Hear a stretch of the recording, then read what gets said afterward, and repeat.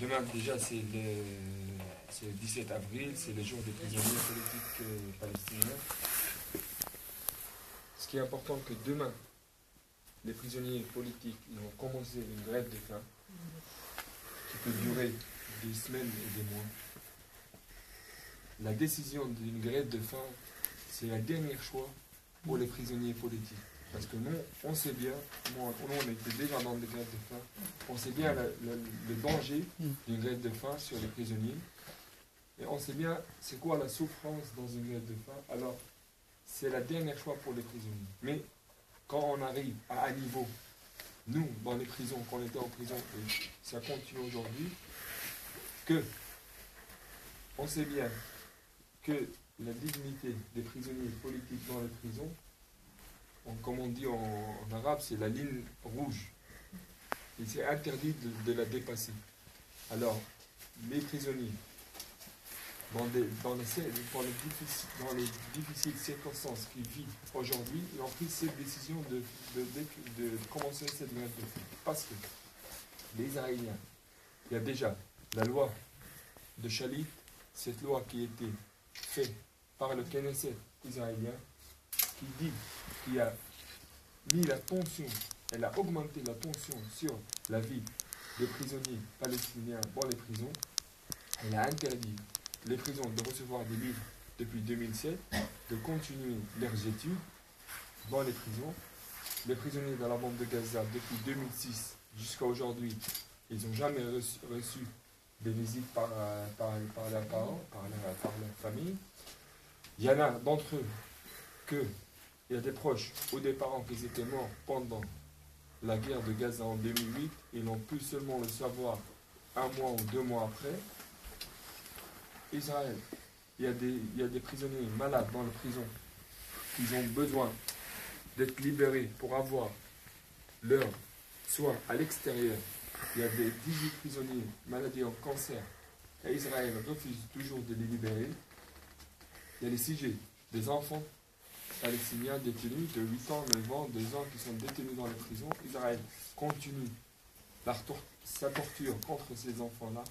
Il y a aussi le sujet de la détention administrative, cette détention-là qu'elle doit arrêter, parce que cette détention-là, c'est une loi déjà depuis le mandat britannique en Palestine, il continue jusqu'à aujourd'hui.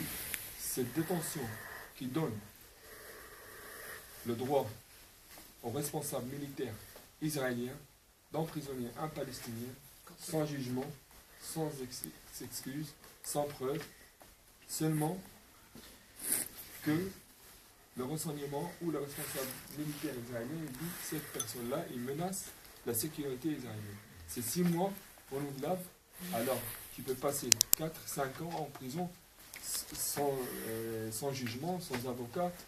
Seulement, ça dépend sur ce qu'ils pensent de la sécurité israélienne. Alors, c'est toutes ces circonstances-là, c'est pour ça que les prisonniers ils ont décidé de faire une grève de faim qui commence demain. Et moi, je sais bien, c'est quoi déjà de préparer pour une grève de faim.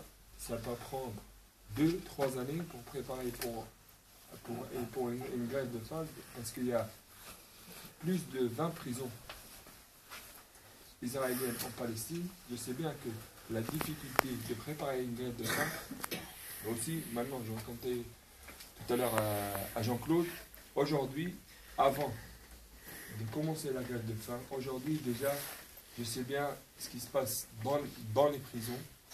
Demain, toutes les affaires, les prisonniers, toutes leurs choses, ils vont être confisquées. Ils auront seulement leur pyjama, leur couverture, leur brosse à dents et tout ça. Ils seront interdits de sortir à la cour.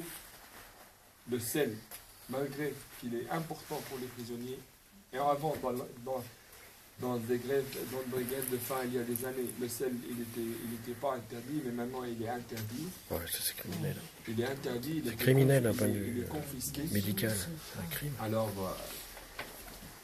Israël, dans des grèves de faim, nous on sait bien que depuis les années 67, 68 jusqu'à aujourd'hui, 200 prisonniers, ils étaient morts dans les prisons israéliennes.